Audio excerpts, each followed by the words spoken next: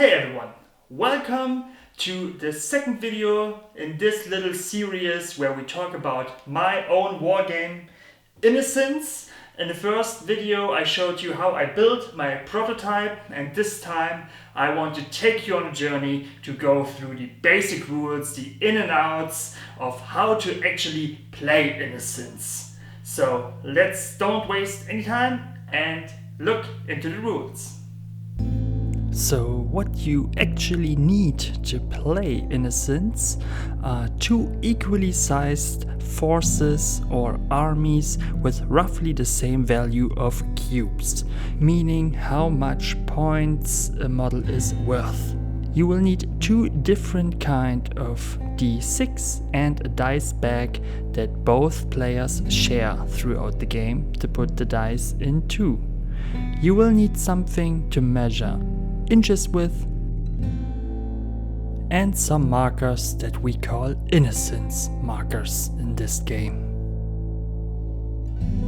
A single miniature is called a model in the rules, and a group of models is a unit. In the game there are two different kind of dice. There are yellow dice that are regular d6s, so a 1 is a 1, a 2 is a 2, and so forth. And there are special black dice, which are d3, so 1 to 2 is 1, 3 to 4 is 2, a 5 is a 3, and a 6 is always a 6. There are two important things that you will have to do with the dice bag. The first is adding dice to the dice bag, for example after every action, and to do actions or other things you have to draw dice from the dice bag. And once you draw a die, you will always have to roll it. The Innocence markers show that a unit still has to perform an action in this turn, and once they do perform that action, they lose their marker. To set up the game, the player who lost the game, any game last, sets up their whole army on one edge of the game board, and the other player sets up on the other, and then every unit gets an Innocence marker. After that, you take turns putting terrain to the table according to the mission rules, and then you add 3 black dice and 2 yellow dice to the dice bag. To determine the initiative, both players draw dice from the dice bag and roll off, and the player with the higher result starts the game. Each turn consists of both armies going back and forth, activating units and performing actions, and once every unit has performed an action, everyone gets back their Innocence marker and the new turn starts. One action a unit can perform is the moving action, in which you move the unit up to the distance of their maximum movement range.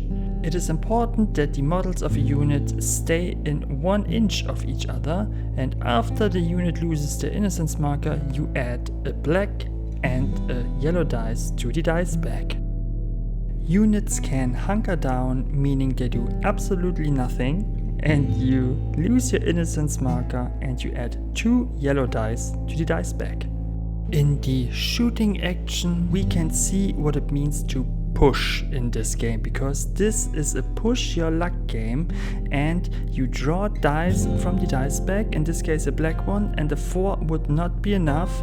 With a black die the player would need a 6, with a yellow one they would need a 4 to get a hit, and after they get a hit they can push their luck and get more dice out of the bag. In this case, the player decides to push, they get another die, they need a 6 and they get a 2, so every success they had before that is negated. But let's try that again. The first roll is a success, and the player decides to leave it at that, and they kill 1 model. So they did not push, which is always an option, but let's see. We get a 6 and we decide to push, get another 6, and we have 2 successes, killing 2 models if we stop there. But of course we could push on, killing even more models. After we finish the action, we get rid of the Innocence marker and add 1 yellow dice to the dice bag.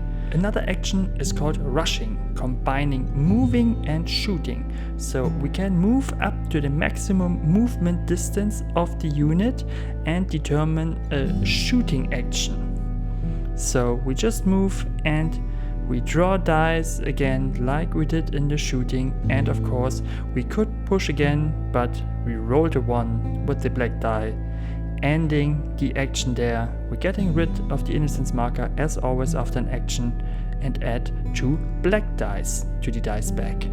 The most fun and most ridiculous action is assaulting, which is going into close combat. You can move up to half your movement distance while assaulting, get into base contact, and then players roll off. And the player with the higher result immediately kills off 1 model of the enemy unit. And so this goes on, roll off after roll off, until either a unit is destroyed or, like in this case, the dice bag is empty. So this ends the assault.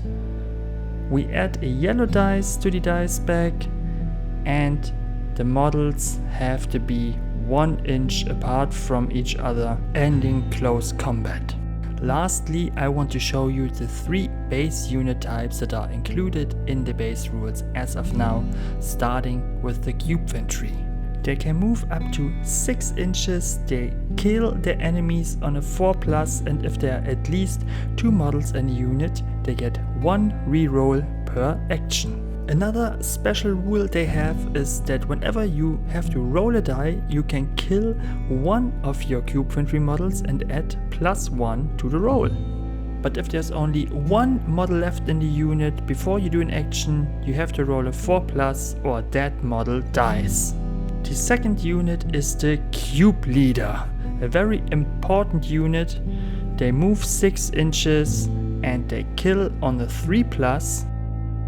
And they have a special ability that they can get rid of their Innocence marker to add a marker to another unit that lost their marker. Cube leaders are kind of hard to kill, so a unit shooting them needs 2 successes to actually kill a leader. So if they don't push their luck, they can't kill them. Lastly, we have the mighty living cube, a real juggernaut that can move 4 inches and can kill its enemies on a 3+. The living cube is really hard to kill, and enemy units need 3 successes in a single action to actually kill it, making it really resilient. I hope you were able to get an overview of how to play Innocence, and if you like what you've seen here, you can read the in-depth rules in the rules PDF available for free on my Patreon. This video is supposed to give you a feel for the rules, and if you like what you saw here, Innocence might be for you. I hope this was hopeful if you want to try out Innocence, and as you can see, you don't need much, just a small army, some terrain, and maybe a buddy, and then you can test out the game. Thank you to all who already did and to all who want to, and if you have any rules questions or any suggestions on how we can improve Innocence, just shoot me a DM or an email. It is greatly appreciated if you do. So my plans for Innocence are to expand the rules, and for that I will need your help. So if you have anything you want to add to the game, new units, new missions, just reach out, and I'm sure we're gonna expand the game in a very great way and bring the community a bit closer together. And the closest community I have are my supporters on patreon.com, my patrons, and my new patrons are Dan, Chris Buck, Implausible Knight, Charles Hayes, and Chris Cole. Thank you all to all my patrons for your contributions, and on the Patreon you can see exclusive videos. 3 videos right now are up there and running that you can watch. The Ogre Boot podcast, and of course updates weeks and months before I post stuff to YouTube or Instagram. So next time we will look at another game I was writing in the last couple of months. Actually, I started working on that game way before I even thought of Innocence, but I couldn't resist joining Ben's latest competition. So the next game will be a whole lot different. For one, there will be no combat, so a bit more like my ritual game I did last year, but you will see all about my new game in my next video. Thank you all for watching and bye bye. Woody, little interview for our viewers.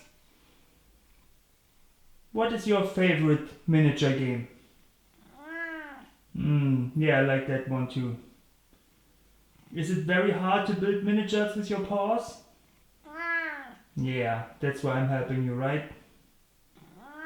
Okay.